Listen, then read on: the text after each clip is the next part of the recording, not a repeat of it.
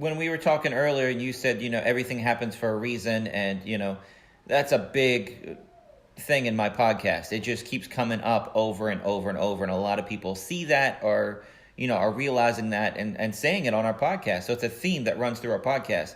But tell Natalie about the story of what show you were cast in and you got recast. And that was awful, but that ended up being awesome. Oh, yeah, that was a beautiful, beautiful and sad story all at the same time. So in 2018, my mother was going in for a routine surgery in Bermuda, and I flew there to just be there for her, take her home, get her settled, take care of her for 5 days, and then come back to work. Uh-huh. Now, that year, that was January 2018. In 2017, part of my vision board for that year was to book a series regular and to star in a feature film. Oh, wow. Both of those things happened. I got cast in a feature film that was actually shot in Charlottesville, called Bentley's Will, and I was the lead in that. I played Bentley, and then I got cast in a show called Love Is, which was being shown on OWN, Oprah's network. Okay. And I couldn't tell anybody until the news had dropped in the news. Until it was reported in the news. So I'm sitting on this information, like my life has changed. When you jump to series regular, everything changes. The way you're treated, the way you're paid. They fly you everywhere, first class, business class, whatever. Everything's paid for. Everything is organized for you. It was like a dream come true. I thought I have made it. And I couldn't tell anybody. Yeah. So I flew to Bermuda January 16th to help my mom. And I'm sitting in the waiting room at the hospital. She's in surgery, and it comes out on Deadline. Lana Young has been cast as a series regular for Love Is on OWN, and it was like I couldn't believe my eyes that this was now in print. Like, oh my God, now I can tell people. So I of course, immediately posted it online, and then 5 minutes later, my mother's surgeon comes out and says that there's been complications, and they're going to have to keep her in to monitor her. Oh my. So, I soared to the heavens and then came crashing back down to earth. And she ended up having a very difficult time and was in ICU for 3.5 weeks and ended up being in hospital for 3.5 months. Wow. Meanwhile, I'm trying to juggle this new series regular job. I got flown to Los Angeles. I got to read 2 episodes in front of Oprah. And all the Warner Brother executives and all the OWN executives, and it was just I wept with happiness while this was happening. And then I was running back to Bermuda to take care of my mother.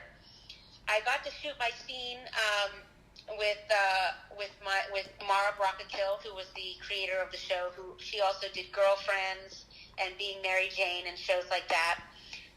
My husband was played by Clark Peters, who, if you know The Wire and many, many other shows, he was in that show. Stellar cast, shot the pilot. Everyone was thrilled, excited, went back to Bermuda to wait for my next call for the next episode. And several weeks went by and nothing. And I started to feel like, something's going on here. And then I saw my phone ring, and Mara Brockakill was calling me. And I thought, this can't be good. And so I pick up the phone, like, hey, Mara, we start talking and small talk. And then all of a sudden she's like, there's no good way to say this, but they are going to recast you. And it just hit me like a knife in the gut. And anybody familiar with ego will tell you that it was the ego getting knifed in the gut. That's the immediate thing. Like, oh my God, why? What's going on? What did I do wrong? All of those questions, right? Right. And she's like, I loved you. I wanted you in there. It's nothing you did. You are brilliant. They just wanted to go in a different direction. And I've since learned from other people who worked on that show that it was possibly because the character's supposed to be 56, and I wasn't even 50 at that point. And also, I was playing the older version of the younger actress, who is 5'8", and I'm 5'2". And so, the way she stood with her older counterpart compared to how I was standing with Clark, it just was too much of a difference. And so they ended up going with Wendy from Army Wives, and she's in her 50s, and she's 5'8", and she was perfect. And she was lovely. She sent me a message herself and said, "I just want you to know that when I went on set, everybody there loved you. They loved you, and it was really hard for me to step into your shoes, and I just wanted you to know that." Wow. Dude, that's That awesome. was sweet. So gracious, right? So beautiful and so gracious. It just made me feel so good. But anyway, once I had gotten past that gut blow, I'm talking on the phone with Mara. We shed some tears, and then I kind of pulled myself up, and I was like, you know what? Things like this happen for a reason. And I don't know what that reason is yet, but I'm sure it's going to make itself clear sooner than later, I hope. And Mara was like, "That's the Lana I was hoping would receive this information, and you're going to do great things, and don't worry, and lots of love," and off we went, right? Mm-hmm. So when you negotiate a contract for a series regular role, you negotiate, before you're even cast, you negotiate your rate, and which is a per episode salary, basically. And you negotiate how many episodes you get paid for, regardless of how many you end up shooting. So in my contract, I think we negotiated something like a guaranteed 6 episodes. Like, I was going to be in more of those, but I was guaranteed to be paid for at least 6. And so I knew that money was coming to me. So I was like, all right, well, that's fine.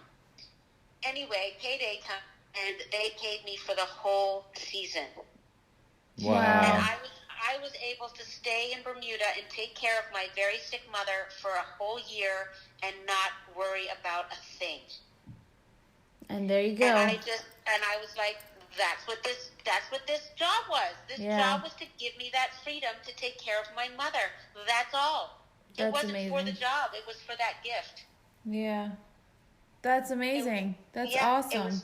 It was absolutely just breathtakingly amazing. Yeah. And it was a great journey to share with my friends and with my social media people, because I think people always think it's so glamorous, but let me tell you, actors go through a lot of crap.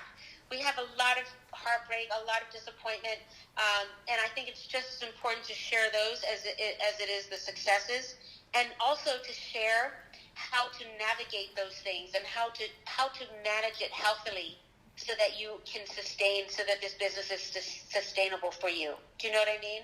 Absolutely. If people didn't hear about how hard it was, they get discouraged fairly quickly, I would think. So to hear other people say, hey, I struggled at first, but now look at me.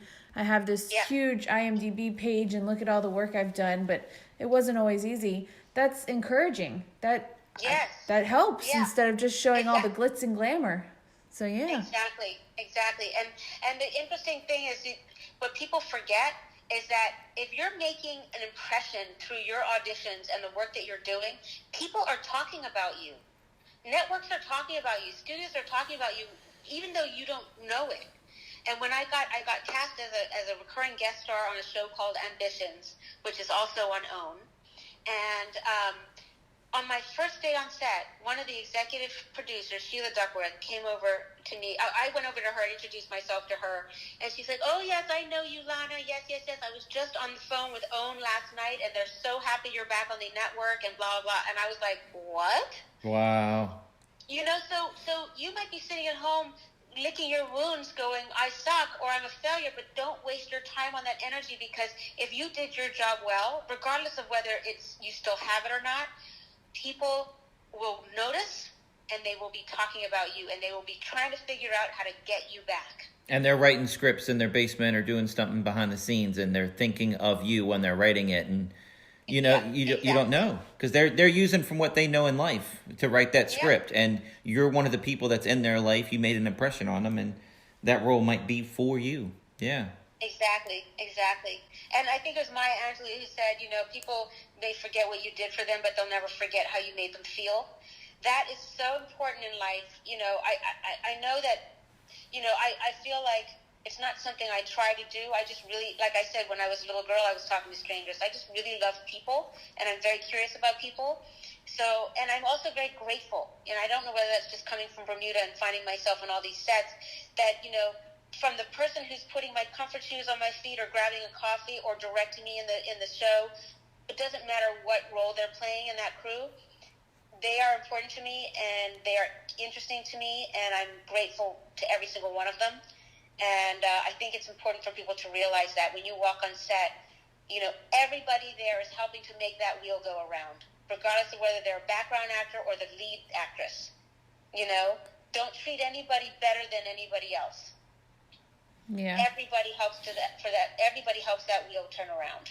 Well, I just have a new goal. I mean, you're inspiring me. I just want to work hard enough that I have somebody that'll put comfort shoes on me. That was so funny the first time that happened. I was like, that was on The Vampire Diaries.